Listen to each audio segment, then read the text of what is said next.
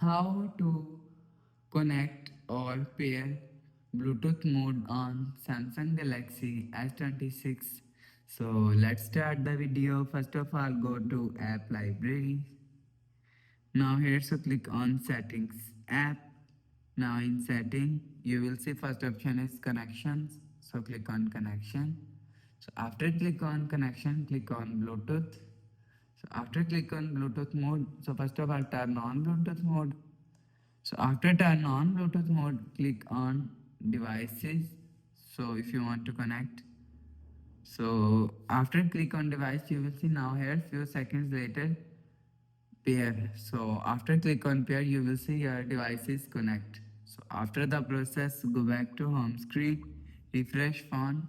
So that's how you can use Bluetooth mode on Samsung Galaxy S26.